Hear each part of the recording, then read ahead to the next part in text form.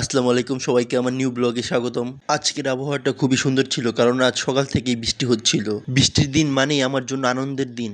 আজ 22 জুলাই 2026 আমি সর্বপ্রথম ঘুম থেকে উঠে আমার চশমাটা খোঁজা শুরু করে দিই। তারপর আমার চশমাটা পাওয়ার পর আমি সাথে সাথে চশমাটা পরে নিই।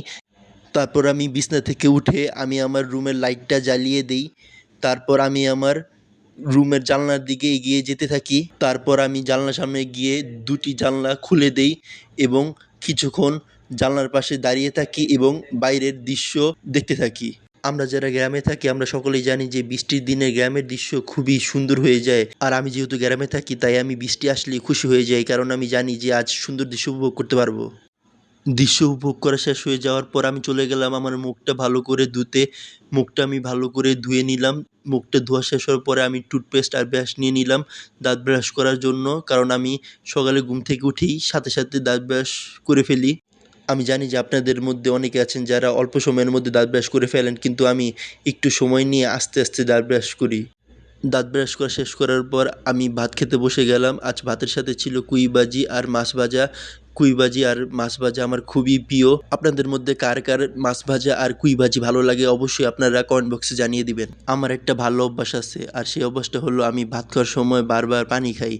আমি জানি আপনাদের মধ্যে অনেকে আছেন যারা অল্প সময়ের মধ্যেই ভাত খেয়ে ফেলেন, কিন্তু আমি ভাত খাই আস্তে আস্তে। কারণ আমার আস্তে আস্তে ভাত না খেলে আমার মনে হয় যে আমি ভাত খাইনি। আর শুধুমাত্র ভাতই না, আমার সব কাজই আস্তে আস্তে করতে ভালো লাগে। কারণ আমি জীবনে যে কাজই করি না কেন, প্রত্যেকটা কাজই আমি উপভোগ করে করি। ভাত খাওয়া শেষে আমি প্লেটটা রান্নাঘরে রেখে আসি। তারপরে আমি ফ্রিজটা খুলি যে ফ্রিজে কিছু আছে নাকি, বাট আফসোস আজ ফ্রিজে কিছু নাই। তারপরে আমি প্রতিদিনের মতো বাসার ছাদে যাওয়া শুরু করি। সত্যি বলতে প্রতিদিন ঘুম থেকে ওঠার পর আমি যদি বাসার ছাদে একবার হলেও না যাই তাহলে আমার মনে হয় যে আমার ঘুম ভাঙেনি। কারণ আমি যখনই বাসার ছাদে যাই তখনই আমার মনটা ফ্রেশ হয়ে যায়। আর আমার মনে হয় যে না, আমি ঘুম থেকে উঠেছি। আমাদের ছাদের চারপাশের ভিউ খুবই সুন্দর। যে কোনো মানুষেরই আমাদের বাসার ছাদের চারপাশের ভিউ ভালো লাগবে, এটা আমি গ্যারান্টি দিয়ে বলতে পারি। আমি এখন আপনাদেরকে আমাদের ছাদের সামনের ভিউ দেখাচ্ছি। এখানে আমি প্রতিদিন বসি। আমাদের বাসার সামনে বিশাল বড় নদী আছে আর ওই নদী দিয়ে প্রতিদিন বিশাল বড় বড় ট্রলার আর জাহাজ যায়। আশা করছি আপনারা আমার ভিডিওতে একটু হলেও দেখতে পাচ্ছেন। এটা হলো আমাদের বাসার সামনের রাস্তা। এখানে বৃষ্টি হলে অনেক পানি জমে যায়, বলতে গেলে ছোটোখাটো একটা পুকুর হয়ে যায়। তারপর আমি ছাদ থেকে এসে আমি ভার্সিটি যাওয়ার জন্য রেডি হয়ে গেলাম। আমি আমার ভার্সিটি ব্যাগটি কাঁধে নিয়ে নিলাম আর আমি বাসা থেকে বের হয়ে গেলাম। আমার মাঝে মাঝে মনে হয় যে আমার কপাল খুবই খারাপ, কারণ আমি একদিনও বাসের মধ্যে সিট পাই না। প্রতিদিনই দাঁড়িয়ে দাঁড়িয়ে যেতে হয় আমাকে। দেন আমি বাস থেকে নেমে আমি হাঁটা চলা শুরু করে দিলাম ভার্সিটিতে যাওয়ার জন্য।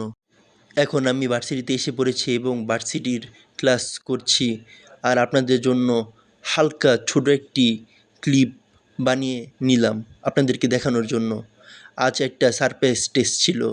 দেন আমি ভার্সিটি শেষ করে বাসায় চলে আসছি অটোতে করে। এখন আমি বাসায় বসে বসে পপকর্ন খাচ্ছি। পপকর্ন আমার খুবই ফেভারিট।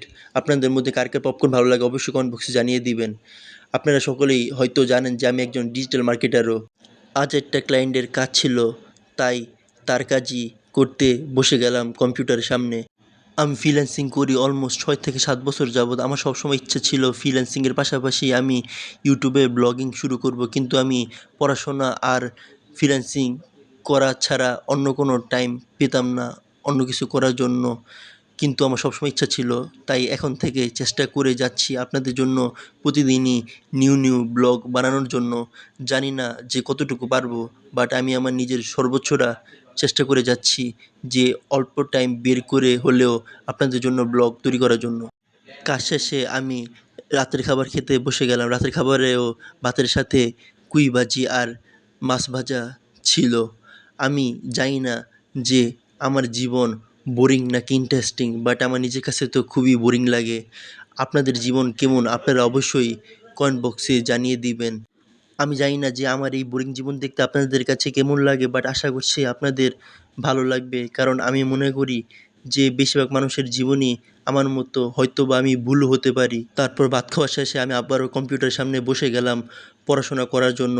ইউটিউব থেকে ভিডিও দেখছিলাম আর নোট করে নিচ্ছিলাম। সত্যি বলতে পড়াশোনা আর কাজ ছাড়া আমার জীবনে আর কিছুই নাই।